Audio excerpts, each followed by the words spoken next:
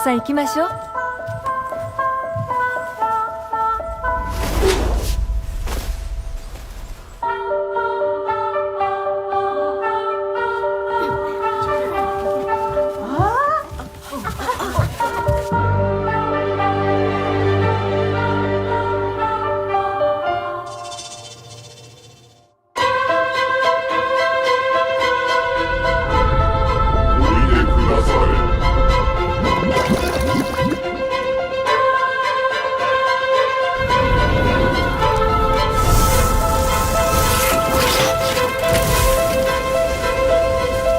お待ちしておりましたぞ。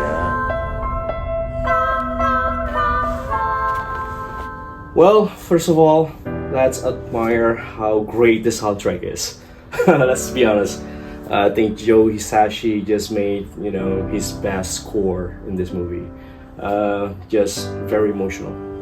And have you guys seen Boy and the Heron by Miyazaki-san, Hayao Miyazaki-san? It was made by Studio Ghibli. It was came out not too long ago. I think it was last week, something like that. We've been waiting forever for this movie to be released, and finally it's here, and I got a chance to see it just this morning, and I gotta have to tell you, what a masterpiece. This movie is amazing. What a masterpiece. I would say a bit of farewell from Miyazaki-san to us, because as you might know or might not know, this is his final movie for Studio Ghibli, and from him himself. It's almost been a decade since we've seen any of his movies, any of Studio Ghibli movies. Most of them are made by his son Goro Miyazaki, so it's a little bit different from what we used to see and everything. Like, they're trying out the different mediums and all that stuff, but never really get to Miyazaki-san's level. So this movie is such a breath of fresh air when you are feeling nostalgic about Studio Ghibli older movies like Spirited Away or Princess Mononoke, My Neighbor Totoro, and all that stuff. They're all great movies. But yeah, let's dig into it.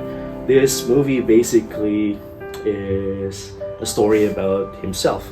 It's a story about Miyazaki-san.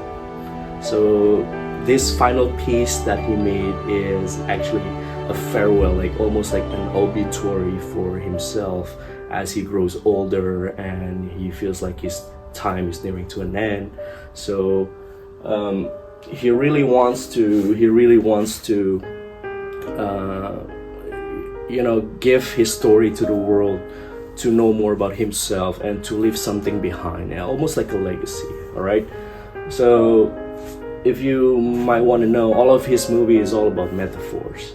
So that's what I love about movies like this. It's all about metaphors, like all the fantasy that's happening, all the characters in the movie. It's actually a reflections of the creator, reflection of the director, how he felt on the inside, like he's really pouring his heart out on these characters. And these characters sort of like representing a different part of himself. Here I want to talk a little bit about the boy. So Miyazaki-san, he blatantly said that he represents his younger self when he was still a little boy. It was during the post-war. He was born in 1940. So 1945, the Japanese surrender and the ceasefire, and just try to live around that time is very difficult for him, and he still remembers about how food is scarce and he doesn't have a lot, and it kind of traumatized him when he grows up. So the analogy here is that the little boy that he portrays here, Mahito, is actually himself, like when he was a little boy. And then the heron is another part of himself that he created to push himself forward, to trying to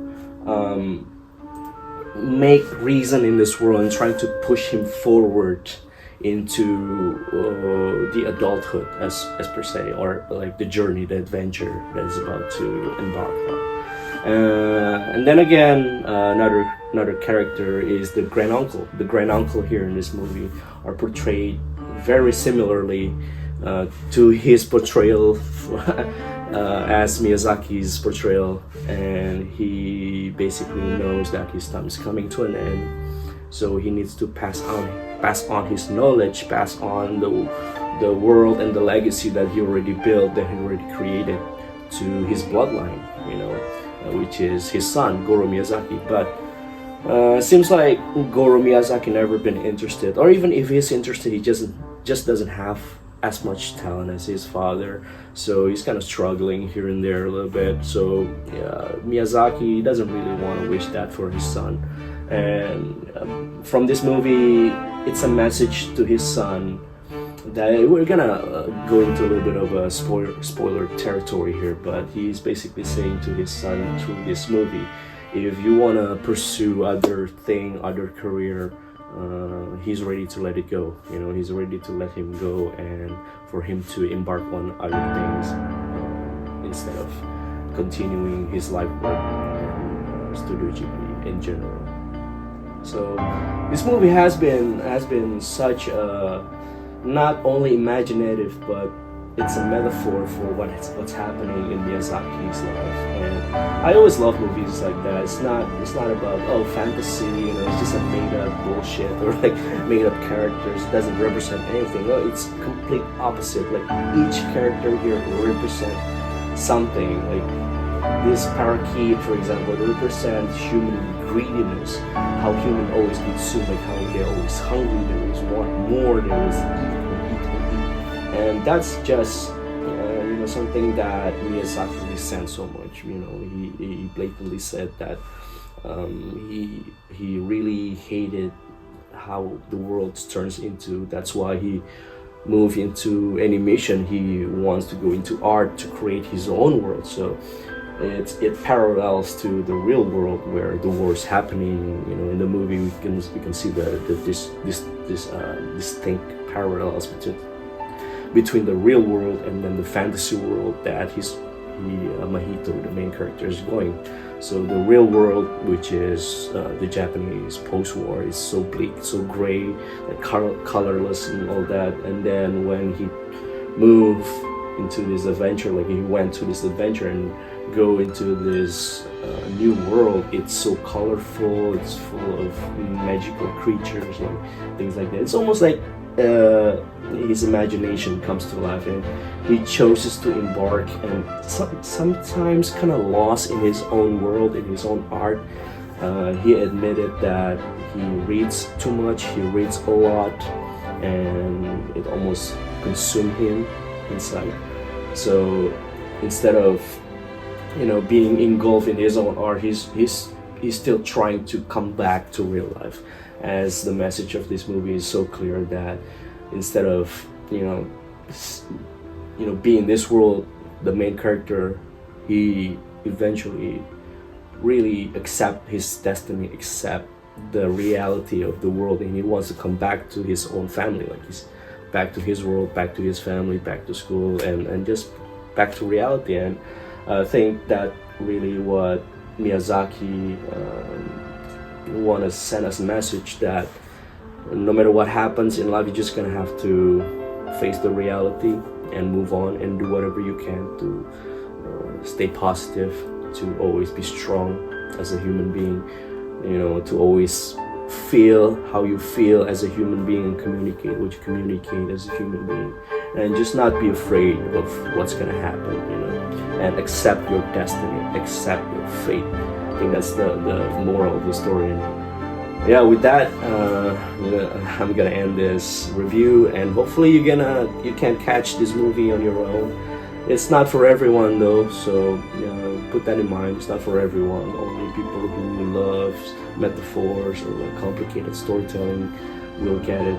But otherwise, it's very slow movie. It's kind of boring at times, but a lot of message. And if you really love that type of movies, I would highly recommend you to watch this one.